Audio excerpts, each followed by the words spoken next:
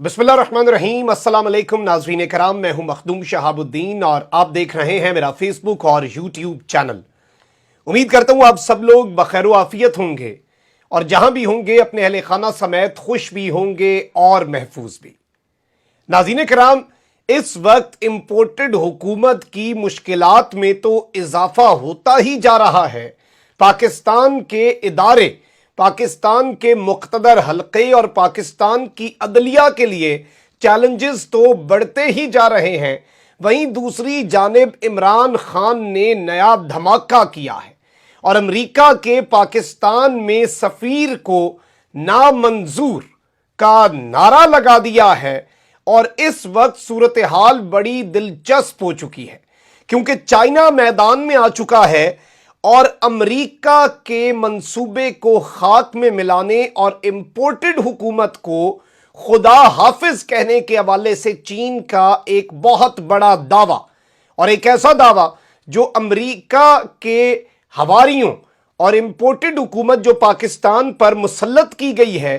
उसके लिए किसी धचके से कम नहीं है चाइना की तरफ से। और पाकिस्तान तहरीक इंसाफ के लिए ये एक बहुत बड़ा ताज़ा हवा का झोंका है। जबकि दूसरी जानिब कुछ और डेवलपमेंट्स भी हैं जो आपके सामने रखनी है। परवेज मुशर्रफ की वापसी पर जरदारी की बड़ी चाल कामयाब हो चुकी है और एक मर्तबा फिर नून लीग 100 प्याज और 100 जूते, उसकी मिसदाक ना सिर्फ ये अपना थूका हुआ चाटेंगे भी बल्कि ये बहुत से मामलात पर यू टर्न भी लेंगे और जरदारी इनके साथ इसी तरह गेम करता रहेगा। अब नवाज शरीफ साहब ने बड़े आला इकदार का अपनी तरफ से इन्होंने मुजाहिरा करके कहा कि जी परवेज मुशर्रफ ये वो वापस आ सकता है। बहुत बड़े पन का इन्होंने प्रिटेंड किया कि मियां नवाज शरीफ साहब से बड़ा तो फिर कोई पाकिस्तान में आला इकदार वाला शख्स ही नहीं है। लेकिन असल में सूरत हाल यह है कि शेख रशीद साहब ने जैसे कहा कि नवाज शरीफ के पास मुशर्रफ की वापसी की हिमायत के अलावा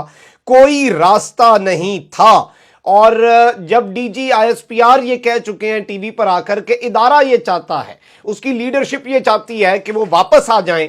तो फिर पीछे नवाज शरीफ साहब का चाहना या ना चाहना कैसे मैटर कर सकता है, उसमें कैसे वजन हो सकता है, ये चीज कुछ समझ नहीं आती। और इस सारे मामले में शेख रशीद साहब ने कहा कि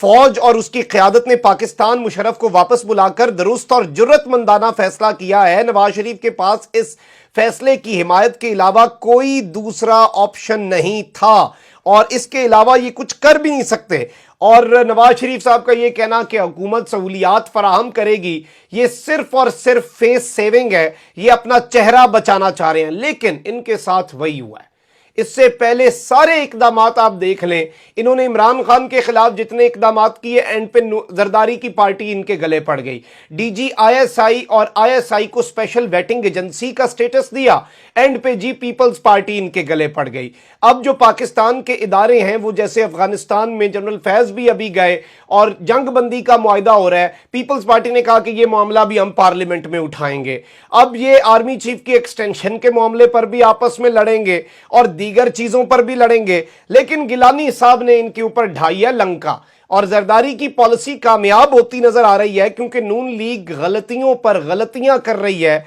और गिलानी साहब ने कहा है कि मुशर्रफ की वापसी का फैसला हम नहीं करेंगे, ये फैसला कहीं और होगा। और परवेज मुशर्रफ की वापसी के हवाले से ये जो तंज आमेज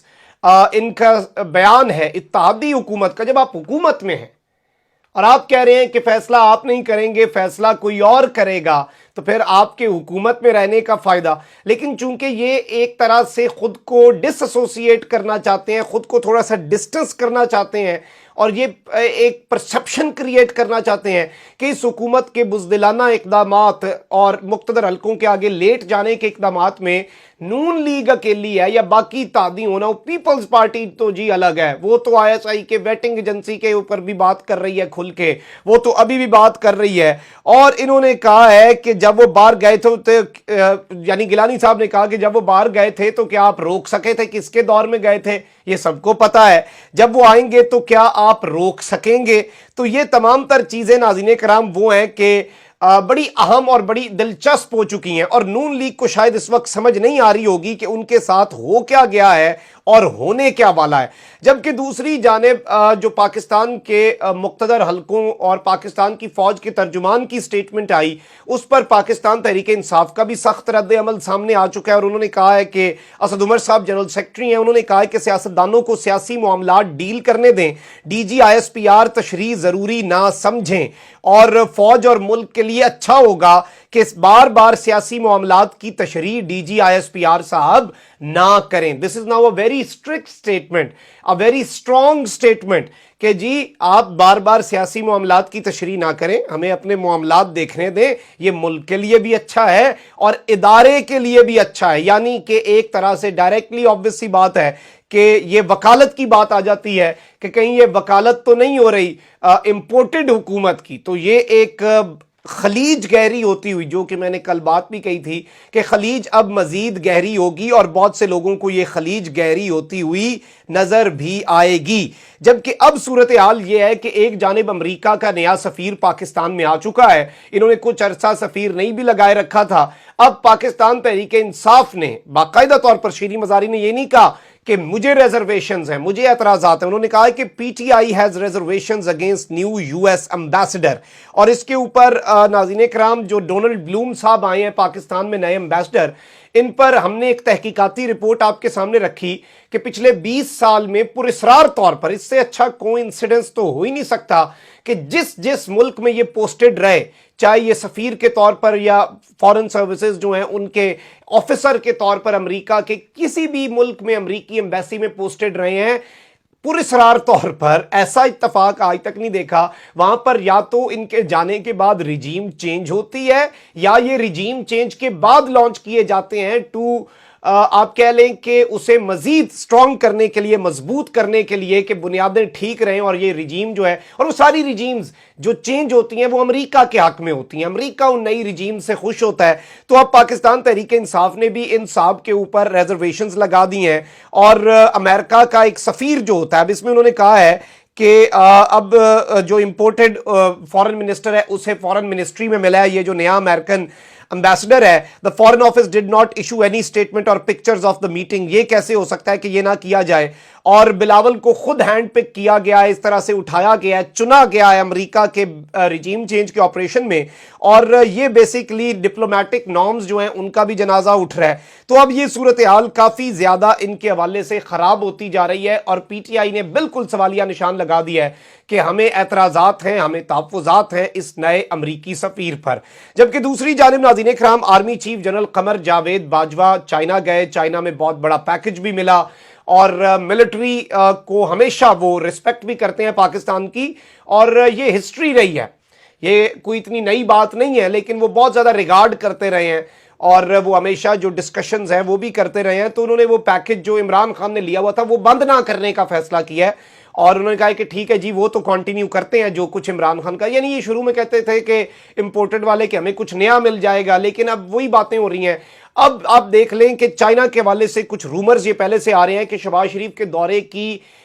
سر توڑ کوششیں کی جا رہی ہیں, ایڑی چوٹی کا زور لگایا جا رہا ہے, لیکن شہباز شریف صاحب جو ہیں ان کا دورہ چین نہیں ہو پا رہا. دوسری طرف سے شہباز شریف صاحب ایک آدھ کانفرنس میں بھی شرکت کے لیے ہاتھ پاؤں مارتے رہے, لیکن وہاں پر بھی ظاہری بات ہے بہت سے اور ایشوز بھی ہیں. اب یہ کہا جا رہا ہے کہ عمران خان صاحب کے دور حکومت میں ان کے وزیر خارجہ اور اس وقت پاکستان تحریک انصاف کے وائس کیپٹن